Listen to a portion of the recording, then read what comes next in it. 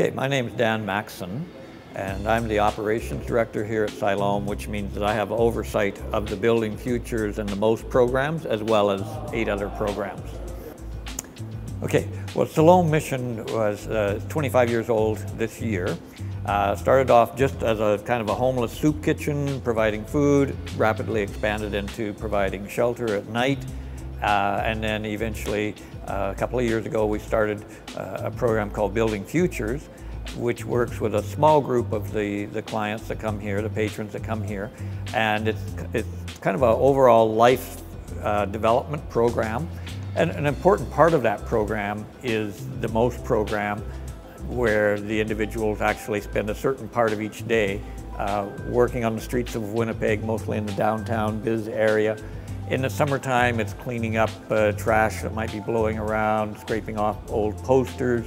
In the wintertime, it's cleaning out bus stalls so that the people, don't trip over ice, chipping ice, and just in general contributing to the beautification and things of Winnipeg. So that's been a really great program. And that program is where we put everybody, when they come into the Building Futures, the MOST program on the streets is the first thing that they go into 99% of the time.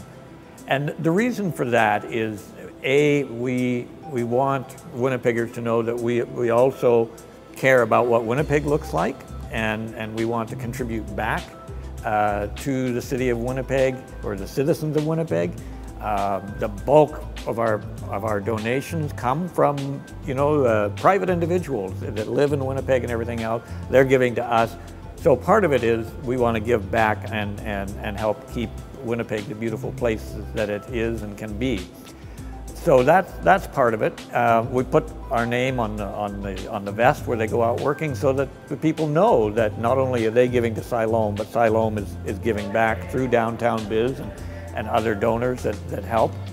I think the program works well on so many levels. It works well for the guys, because for the first time they actually, not for the first time necessarily, but they've gone through a very difficult period in their life. Now they're able to actually get back into the routine of having a routine of work, right? And they get a real sense that they are the ambassadors for Siloam. So they really enjoy going out. There's their names on there, and people will ask them, "Oh, you do this?" "Yes," and they tell them about Siloam. So it's kind of an ambassador program for us, and so that works well. They enjoy getting a paycheck. They enjoy learning new skills and different classes that are offered in the afternoons. For management, for businesses, it's great in that it allows us a little laboratory to watch the guys working. And some people enjoy working on the street, others don't necessarily that much. Who likes everything in their job, right? So it gives us a chance to say, okay, this person handles, going out at 25 below when it's not a lot of fun. They're willing to do that. Okay, that's an important job skill. That's an important skill to know about. Others start saying, well, if we organize this better, we could do this, or I'll take care of the records. Okay, that person has some skills in that area, and we'll approach them and say, okay, you obviously have some skills. Would you like to improve those skills? Would you like a different job that uses those skills? And so the Change for the Better, the MOST program, is kind of a place where we can see where these individuals want to go in the future and help them chart their goals. It's all about goals. They meet every week about their goals.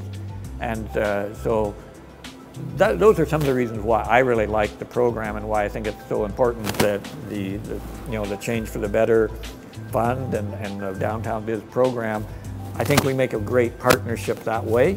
And also, when we find somebody with real skills in a certain area, what we do is we contact Downtown BIZ and say, here's a guy, can you put the word out to all your contacts if anybody's looking for somebody that is a forklift operator or a greeter at the door or whatever. Here's somebody that has been in our program, and it's kind of pre-vetted, and we have a program that really at no risk to the business owners to start phasing them in. So it's just a great program on so many levels.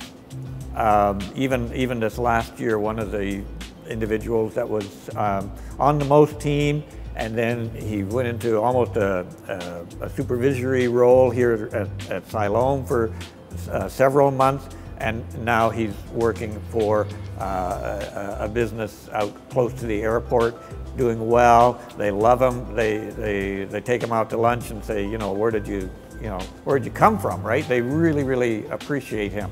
And he still comes back and helps volunteer here from time to time. So yeah, the success stories aren't, flowing out like a fountain, but slowly, as time comes by, there are individuals. The other thing we find is even those that are in the program for maybe a year or 2 years, and then say, you know what, I need to move on. And they may not have accomplished all their goals, but what we see is that they're at a higher level of functioning, and they're doing far better than they were before they went through the program. So even though we might not think, okay, they've learned everything they really need to learn, they're doing a better job. And they still, some of those guys still drop in at Downtown BIZ office and say hi. So, success is not always measured in just acquiring a job. It's measured in staying sober. It's measured in improving your family life. And those are the kinds of stories that we get back, even though we can't say 10 people have jobs that were here last year, because we only work with 10 at a time. And we're working with a population that has undergone trauma. We're working with a population that's gone through a lot of hard times. So if we had a success rate of 50% or something, everybody would be coming here to see, like, holy cow, what are you guys doing? Because this is a long road and a hard road. But yeah, we still maintain contact with some of those people that have moved on.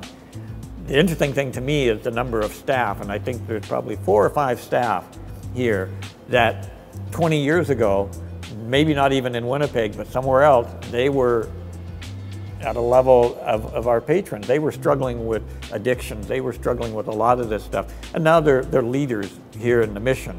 And I think that's the kind of thing that we look at those staff people that have done that, and we say, okay, there's hope. There's the power of the power of God and everything else that goes into that. But yeah, so success is we see it in our staff, we see it in our patrons. It is sometimes difficult to measure by number of people employed. I really like to thank the Downtown BIZ and how they've organized businesses to come together and support various programs, and we certainly are not the only one. I mean, there's numerous programs in the neighborhood that have benefited from the Change for the Better program, and all of us are appreciative of the energy and time that has gone into making the program come into being. Thank you.